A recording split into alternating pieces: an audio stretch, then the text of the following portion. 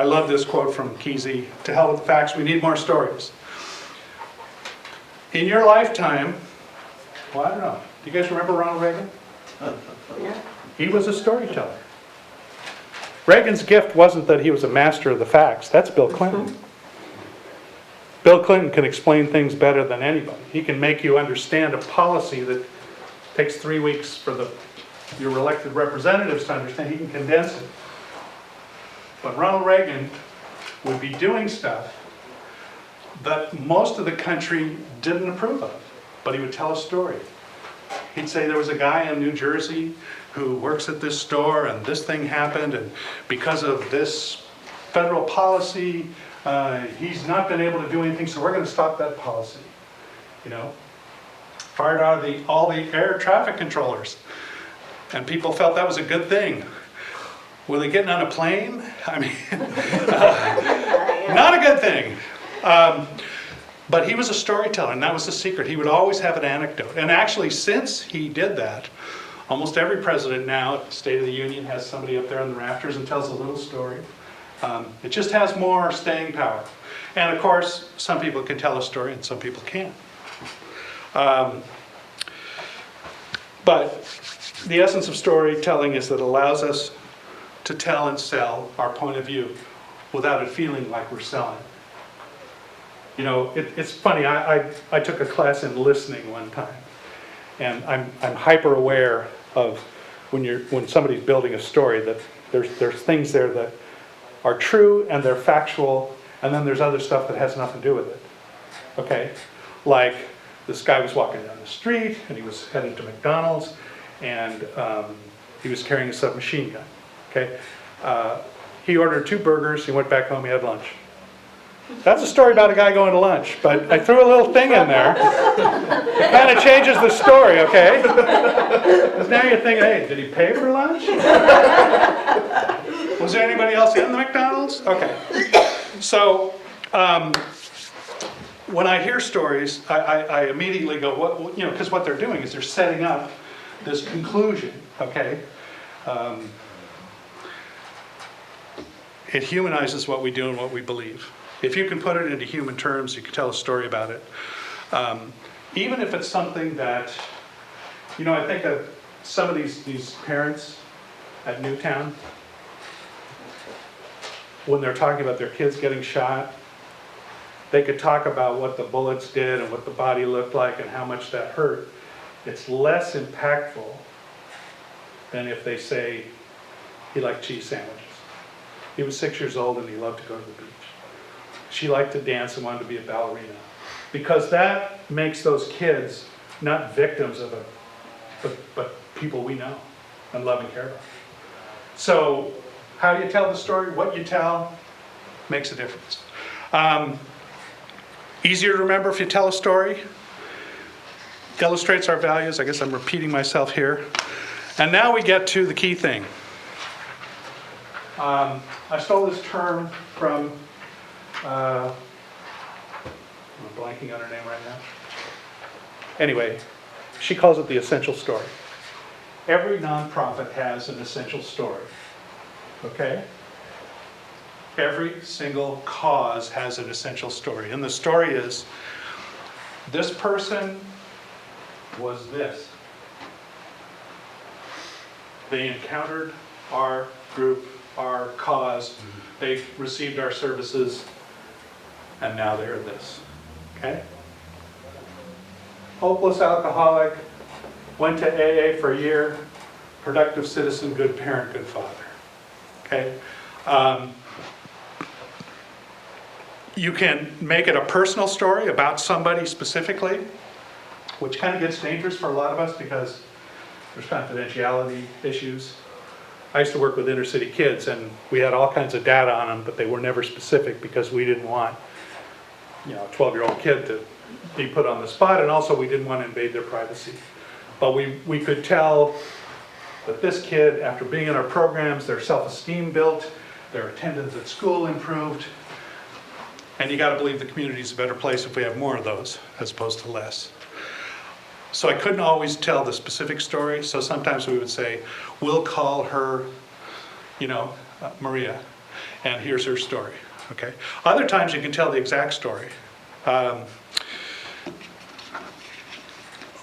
There is a technique of taking a general principle and having it become specific, and there's one of having a specific thing which then becomes a general principle.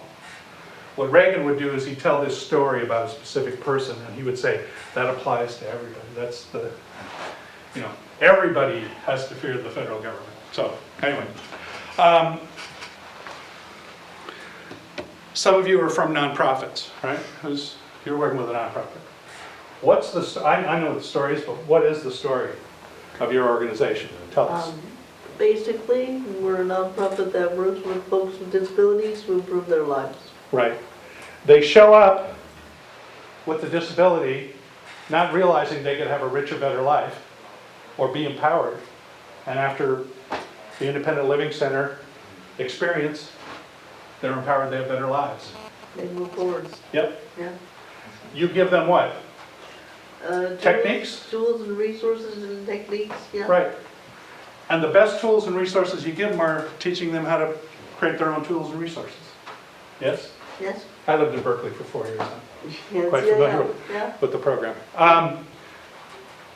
So when you tell that story, and if you can tell it as your personal story or the generic story, then people, it's better than saying, well, we have 6 classrooms, and we have 4 of these, and we have a couple of mechanics, and we do this, and we have 8 teachers. Well, who doesn't, I mean, what, you know, that doesn't describe anything.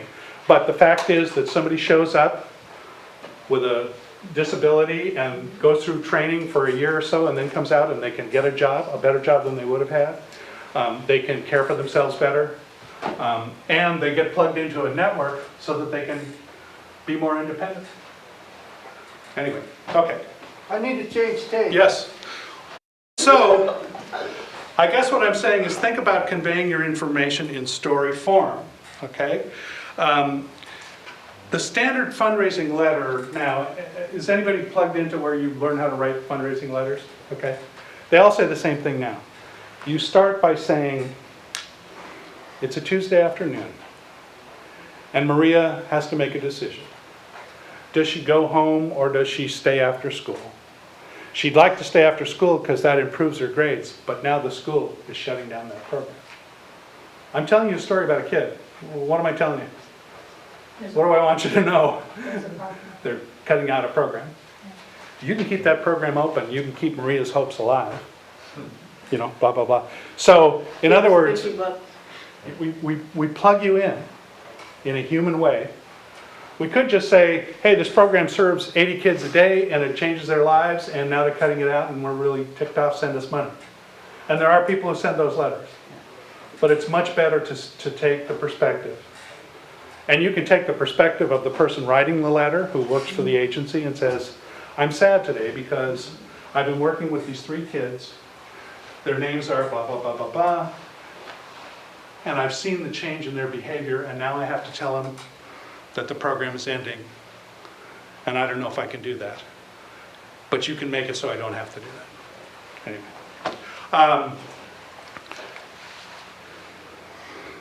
You back it up with facts.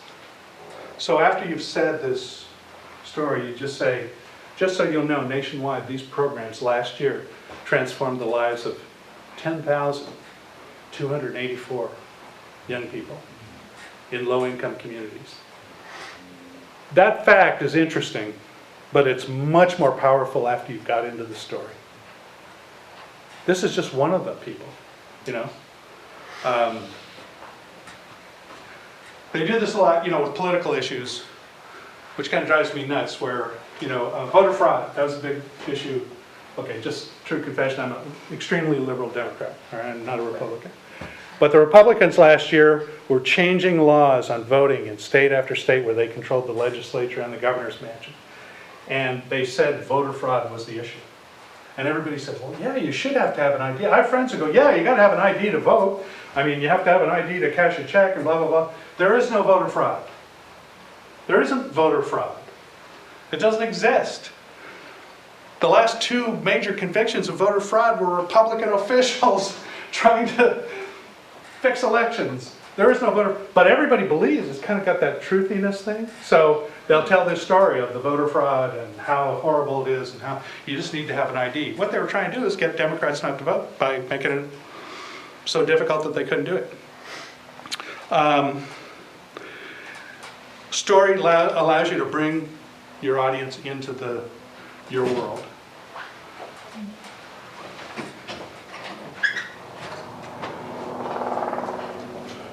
We're out of food. There's no more free food in here. Sorry.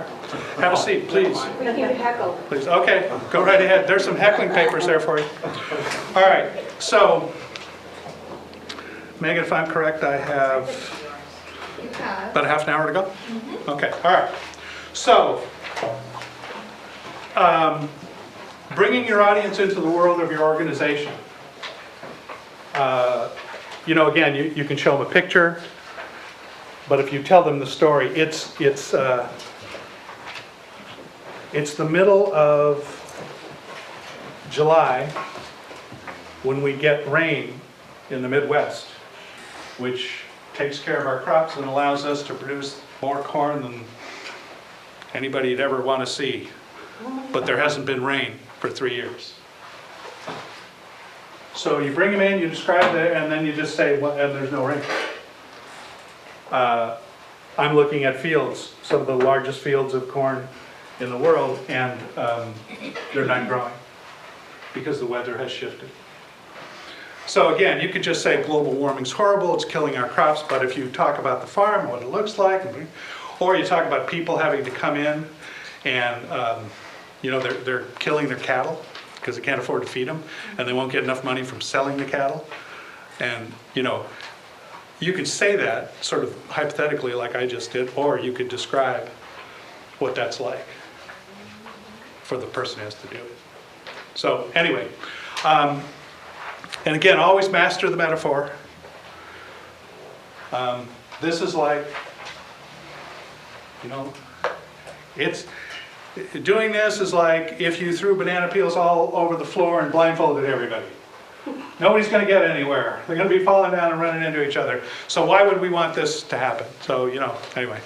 And then the last thing I say when you're conveying in story form is don't lie. We can't. We shouldn't as people, but we can't as nonprofits. Because when you do, someone will find out the truth, and then that will destroy you. And I'm thinking of this classic when Michelle Bachmann, when she was running for president, said this woman came up and told her this story of how her daughter died from taking birth control. And so the reporters, she's being followed by 30 reporters. They couldn't find the woman, they couldn't find the story, they couldn't find anywhere where this had happened. And so luckily, she was running for president, she had all those people tracking her down, and they debunked the story. Bill O'Reilly, a few years ago, when he was saying that we should boycott France, that the boycott of France that he has led has punished them because the Paris Business Review said that blah, blah, blah, blah, blah. There is no Paris Business Review. Now, the Fox viewers believe that there are 12 of them, but the rest of us in the real world know there isn't. But it took a couple people going, there is no Paris Business Review. So anyway, don't lie, don't make up stuff, don't make up facts. If you don't have facts but you believe something, just say, we believe, blah, blah, blah, blah, blah, and then tell your story. But anyway, it's kind of self-evident why you wouldn't lie. So, all right, this is basically the philosophy of why you should be a storyteller. And now let's do some Q&A. So you must have some questions, some things that, have I confused everybody thoroughly enough? What do you think? Yes, sir. Well, I think it's great. I completely agree with making a metaphor and telling a story and all Right. that. The problem I have is just coming up with them, trying to think of what exactly is the metaphor that describes this point I want to make. Right. So I don't know if that was part of the plan here, if we were going to do some of that, but that's the part I'd like to see is do some experiment with some, here's the message I want to say now, what's the metaphor? Okay. Sort of thing. That's Okay. what I'm having trouble with. The individual metaphor is easier than the sort of story, because the stories really should come out of your experience or what you're seeing. But just if I said, I want to know why I should give to your agency. And do you work for a nonprofit? Okay, what's a nonprofit? Well, I'm not here representing a nonprofit. Oh, okay, anymore. all right. Is there a cause you believe in? Well, okay, if you want an Yeah, example of yeah, the thing I I'm do. trying to do a metaphor of, is a developer comes in, makes campaign contributions to a politician, and the politician votes for their project. Right. So there's an example. So what would be the metaphor? How do you say this is wrong?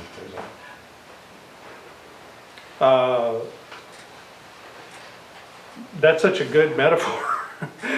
Yeah, you're paying the refs, to ref the game, you know? Might as well just go to the game and it's a foregone conclusion. Why do we need to play if the refs are paid off and we know it? And they're being paid off in front of everybody in the stands. I mean, there's a metaphor right there. I don't know if that works for There's another you. metaphor that Yes. I would use Go ahead. just as contribute. How many of you ever see professional wrestling? Yes. Down Shark Tank. Yes, The results are already known in the back. You're Right. just seeing them played out in the front. right. And It's only, already- and only a fool, would What think they that it call was mark. real. Yeah, yeah, yeah, Everybody knows The Rock is gonna go beat up somebody right. when he says The Rock still. Because you already know what he's already cooked. Well, Seen it put out in the front. the other metaphor might be, surprisingly, there are people that believe it's real. They're children, they're uneducated, they're gullible. So if we believe that this isn't happening and you can see it in front of you, you must be a child or gullible or uneducated. That seems like it's taking a little too far and you're insulting people with that part. Yeah. Well, with that issue there, it's kind of hard not to. Yes, ma'am. Did you have one? No? Anybody else? Well, maybe that's when I teach this class again in Megan's next thing, I can do a part on metaphor and how to develop them. To me, they just sort of come naturally from, I sit down and I hear somebody talking about something, I instantly go, well, that's like if you went to the store and blah, blah, blah. So, but the developers people paying off the politicians is a pretty old deal. Now, what it means is the game is rigged, and there's your metaphor. It's a game and it's rigged. So why would I play? Why are we playing? Why don't we just turn the keys to the city over to those people?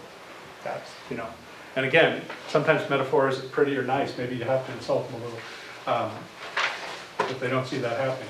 We have laws as to who can give political contributions. They're much stronger at the local level than they are at the national level. Because there's nothing to prevent somebody in Congress from taking money from one of the industries they oversee. And it's common practice now for them to be in Congress for 10 or 12 years and then go work for that company. Dick Cheney, Halliburton. He brought Halliburton in, they made millions of dollars, he left office, they made him the CEO. He left being CEO, they gave him a huge payout, thank you very much for all the stuff. He became vice president, he hired him again. So, yeah, the game's rigged and it's not fair. And what we want is laws that don't allow that to happen. So I don't want to get off on a political rant. Are there other, yes ma'am? Yeah, can you give a couple of examples, like I know you mentioned the San Jose Parks Foundation or Right. the rep, like if somebody says, can you tell me about your organization? Can you give an example of how it would just be a story, the way you told it, or Sure. a non-story? Because I just want to see like the two. Well, I'll just tell you the basic speech I give now. I was hired 3 years ago by the city of San Jose to come in and start the San Jose Parks Foundation to take care of budget shortfalls and anticipation of further budget cutbacks in the future. We still want to be able to take care of our parks. And I sort of, waited for the city to tell me what to do and kind of tried to work with them and didn't get much direction because during that time, from the time I started till now, there's 39% less employees and every person they gave me as a liaison left. So I was just kind of floundering around. The fortunate thing is that people called me. Neighborhoods called me and said, can you do this for us? And I started working with neighborhoods. But the big thing that changed everything is I went to a conference last summer in New York City called the Greater and Greener Conference. And I just went to learn more about parks so I'd be versed because I'm not a parks person, I'm a nonprofit person. But I went and I toured about 30 parks in New York City. And I went to this conference which was the largest gathering of parks professionals and advocates ever assembled in the United States. 900 people, 200 cities, 20 countries. I walked through these parks and learned the stories of the parks. And I'll tell you one thing in New York City parks, no graffiti. There's no graffiti in the parks of New York City. And I can tell you that I'm a believer now. They've done a couple things. One is to start conservancies to maintain parks. That used to be where there was a place called Needle Park. It wasn't for sewing that it was called Needle Park. It's where you went to get heroin. The neighborhood finally revolted. They formed a nonprofit corporation, Conservancy, and they drove them out. Now, I've told you several stories. They're sort of interwoven, but that's what it's much more effective to turn it into a story than to give you a bunch of facts. How would it be the other way? New York City has X number of parks. 92% of New Yorkers live within a 10-minute walk of a park, and they've eliminated the graffiti problem for the most part.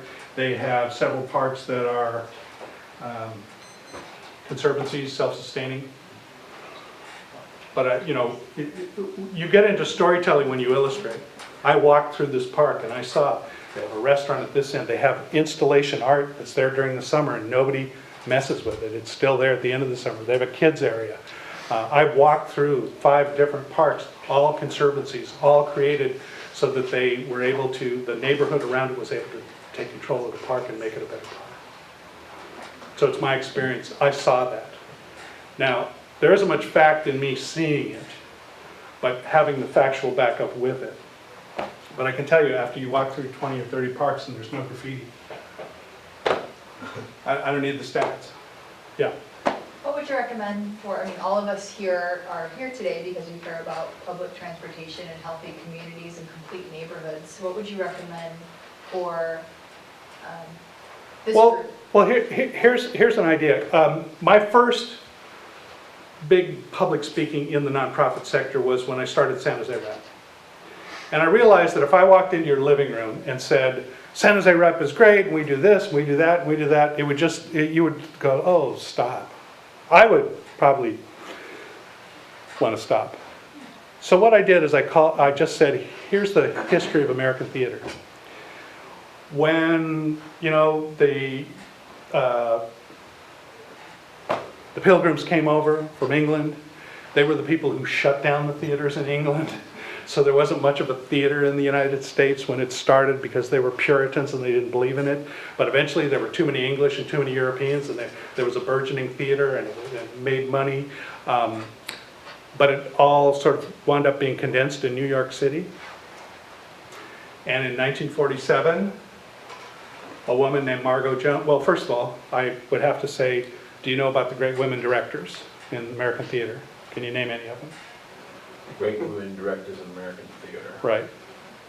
There aren't any. I wonder why. There were no great, gee, what was going on there? Okay. They couldn't work. So the first 5 nonprofit theaters outside of New York that are professional, 4 of them were started by women, directors. Hey, started a revolution. Now more people work outside of New York City than work in it.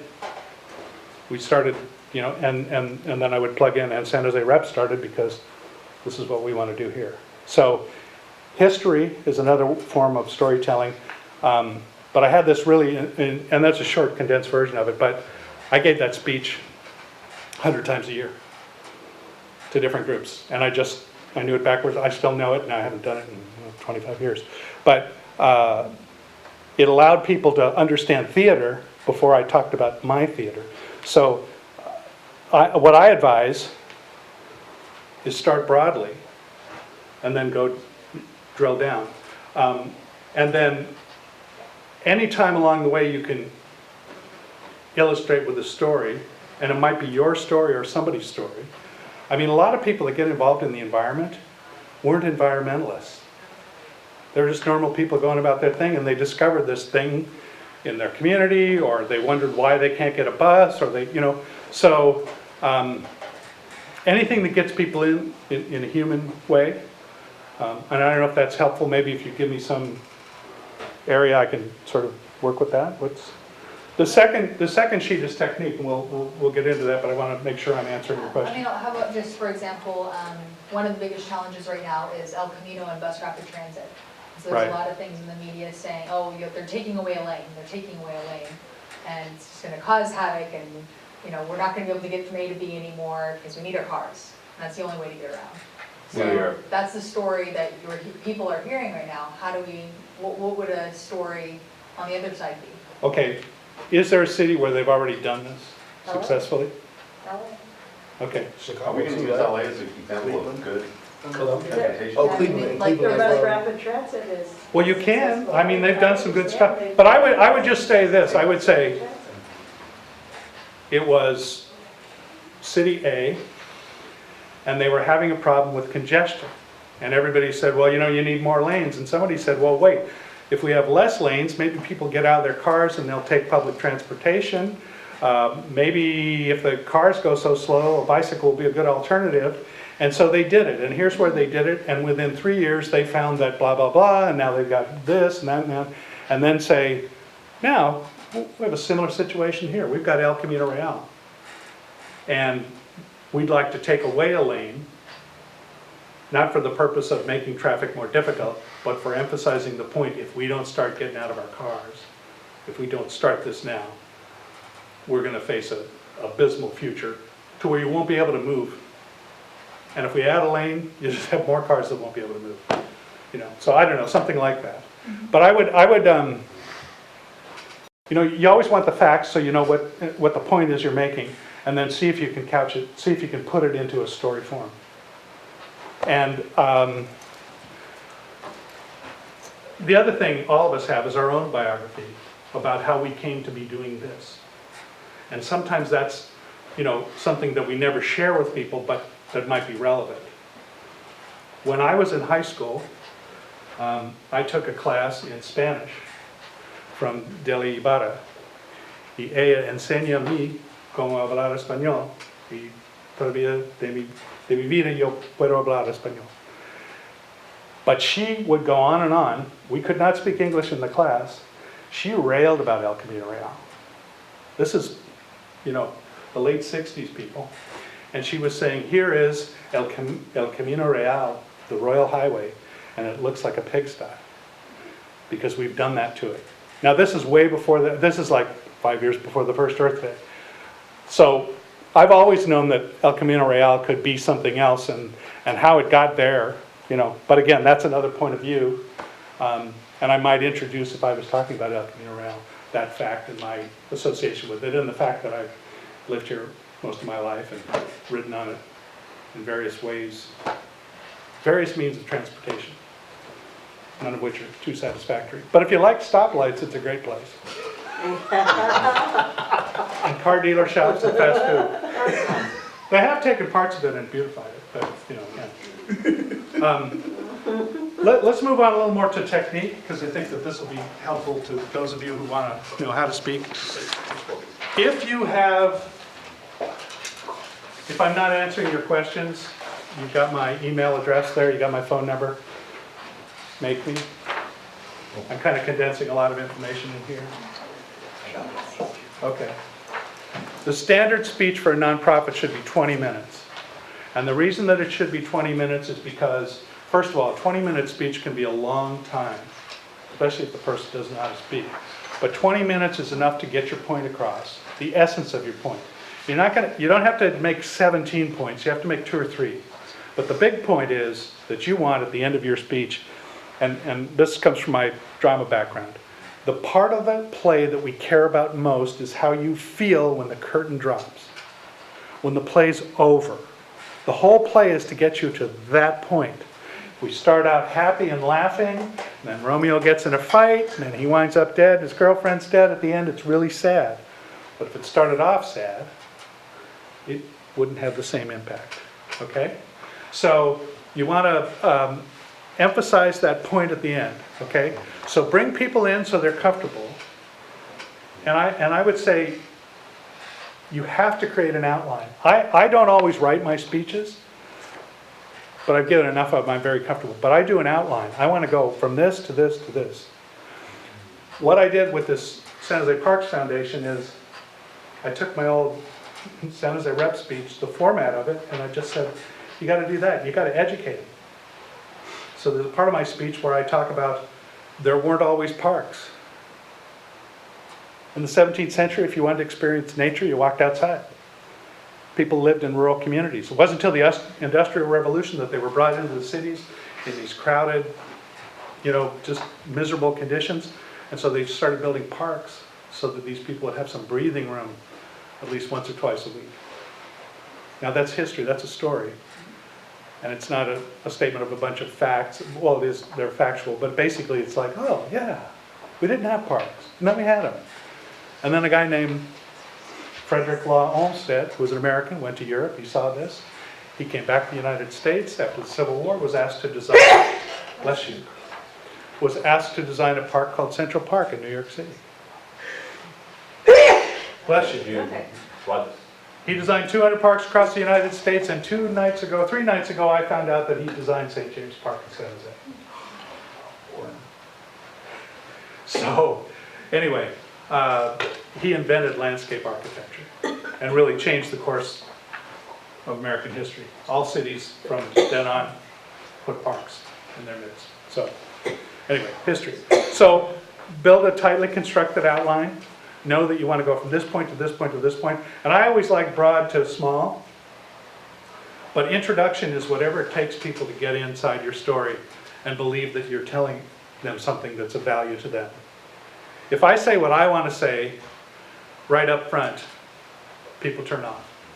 But if I think about my audience, and what I try to do is I think, none of these people know me, none of these people know what the Parks Foundation does, but let me tell them how I got involved, and then go back, give them a little history lesson about parks, and then bring them to where we are now. And I tell little bits of stories. Neighborhoods rebelling against parks that were turned over to criminals, and then taking them back. Because that builds a hopeful, sorry, anyway. Select a topic that seems neutral. The history of American theater.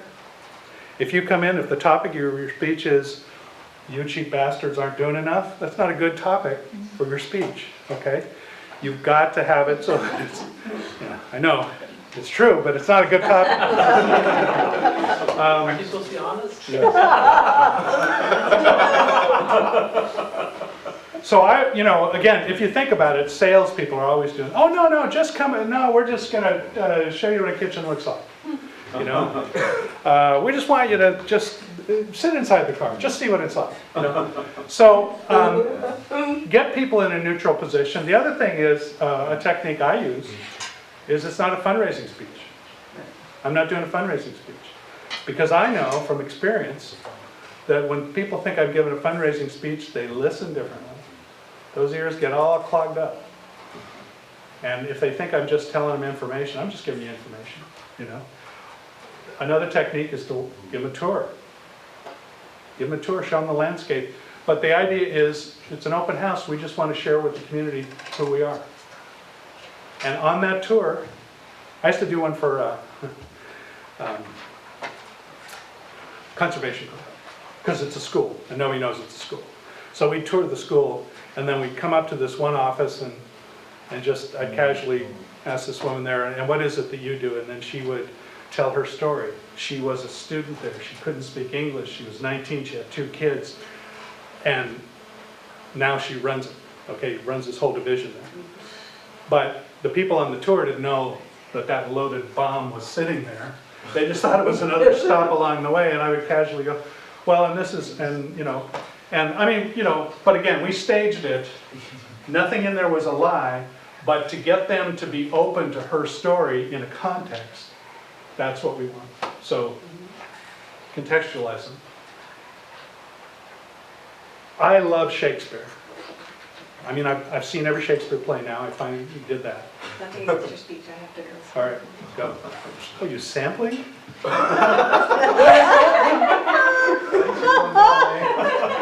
You didn't know about the sampling menu where you can take each class. 10 minutes. Not did so. All right. You're in junior high and the teacher says, we're now going to study Shakespeare and you'll like it.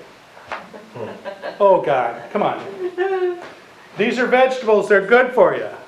They never said, this is ice cream, it's really good for you. They didn't have to do that, okay? So there's these verbal cues, chemistry. chemistry. It was They all just there. go like, get out of here, you know? So don't call it chemistry. Call it, you know, whatever you can get there, and then introduce the chemistry into it, you know? Blowing up things. What's that? Blowing up things. Yeah. Mythbusters, yeah. Actually, a lot of chemistry in Mythbusters. But you know, again, find a way in and don't bore them, don't pre-bore them, you know, by the topic. Let me just go through a couple more of these. Teach your audience. I always thought, look, if you hear my San Jose Parks Foundation speech, or if you heard my San Jose Rep speech, if you didn't care about what I did afterwards, that's okay. You at least learned something, so you don't hate me for that, because you learn that, yeah, there weren't really parks. And then they started building them, and then they built them. Oh, okay, right, that's cool. And then these parks did that, you know, or, oh, I didn't realize theater that they did this and they did that, and then they had this thing. You know, it's like, if nothing else, give them some history they can use that isn't totally manipulative. It's contextual. Because it's like if somebody says, you know, we have 3,000 of these things here. If we don't know what the things are, or what they do, or how hard they are to find, or how much they cost, whether you got 3,000, 3 million, or 3 of them, it doesn't matter. Now, if I said diamonds, I got 3,000 diamonds here. You're thinking he's sitting on some money, okay? But if I said there are 3,000 Blackenflugers, what are those for? Oh, you know, they're really hard to find. So contextualize. Context is everything. And if you know that they're pre-board or pre-contextualized, you know, try to diminish that. Deliver the speech without interruption whenever possible. Okay? I'm fortunate in that my wife used to watch the speech every once in a while.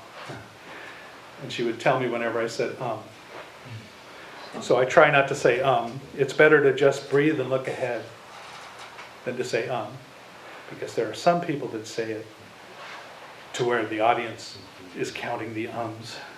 And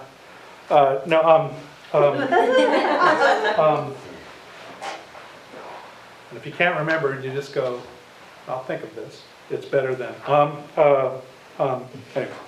So deliver it straight through. Also, don't take questions during your presentation. Now, it's different when you're teaching a class, you can take questions. But when you're giving that speech, you want to get through it, make your points, and then the questions will come. And what I loved about the San Jose Rep speech, the first one I did was at a party. My board president and his wife invited all their friends, and just before I spoke, she said, don't ask for money. And I said, what? Because we were going to ask for money. And she said, don't ask for money. And I went, oh my God. So I had to do the whole speech without mentioning we need money to do this, you know? And I was lucky that I had to do that because the first person said, how can we get involved? Do you need money? It was like, oh, God, okay. So I realized I didn't have to ask them for money to illustrate the point that we need, you know? And I loved it. I go speak to the Rotary Club and I'd finish up and they'd go, how do we get subscriptions? So, you know, it's just, so again, you don't have to beat them over the head, but you are leading that horse to water. Okay, there's water there. You need it to live. If you don't get the water, you'll die. We're coming to the water. Okay. It's a metaphor, by the way. Okay. Always speak to the whole group. You know, there's people who know what's going on, like that woman who just left here, knows everything I think, okay? And then there's people who, you've never met me, okay? So you don't know, you know. I got to speak to everybody. I got to give more information than some people need and less than some people want. But you got to kind of generically there. So pick your points. Don't do 17 things. The other thing is people won't remember. I think they can remember 2 or 3 things. You know, one, there's a movement across the United States to reimagine parks. 2, it involves community taking over because governments are losing their ability to. And 3, you can do it here. So, you know, those are the 3 points I'm trying to sell. So, if I added 2 more, I'm sure I could, you know. I'm a nice guy. My birthday's coming up. You know, whatever. It just, all right. And then practice, practice, practice. The thing you want to do is do that speech so many times that it doesn't seem that it's a memorized speech. It looks like they just asked you to talk and you're doing it off the top of your head. Okay? That's the speech you want to give. And if you know it that well, I'm talking to donors. Okay? I know at the end I'm angling for donors. I'm talking to potential volunteers. I'm angling for volunteers. I can throw a thing in or modify it just slightly so it's for volunteers. I'm talking to students. They want I'm talking to Parks and Rec professionals. I want them to know a certain thing. I'm talking to an angry neighborhood. I want, so if you know the speech inside and out, you can kind of, adapt it. Don't be overly serious, okay? Put into the speech a couple times something that's funny, something that lightens the load. I have one that I'll tell you now, that I say in my speech. There are more crazy people in New York City than there are people in San Jose. And if they can do what they've done there, we can do it here. Now, it's kind of factual, but it's also usually gets me some big laughs because they're like, oh yeah, crazy people in New York, yeah, we get that, okay. And then it sells my point. Never hand out anything before you speak, unless you're teaching a class, you want people to follow along with the outline. I would never give them the brochures, I'd never give them the handouts till the end of the speech, because they're looking at it, and they go, oh, you already said that, okay, well, and then they're off in some other land. And we live in the valley of the instantaneous message and the short attention span in the worst way, and people go, okay, I got it. Don't need to listen to him for 20 minutes. So while I'm speaking and they look interested, they're actually thinking about, are the Niners playing this weekend, or are they away, or are they home? Are they, oh God, you know The what? shark stuck so bad again? Yeah, yeah, so they're somewhere else, and so anyway, don't hand anything out that distracts them. They got me. And give them something at the end that leads to action. When you hand out the brochure, it's got some things that they can do. And you might even ask them, because I'm not afraid to do this, if we don't do it, who will? If we don't do it now, when will it happen? We have this moment, we have this possibility. I know I'm committed, and I'm hoping that you are too. And the first thing you can do is get on my mailing list. The second thing you can do is make a donation. So, anyway.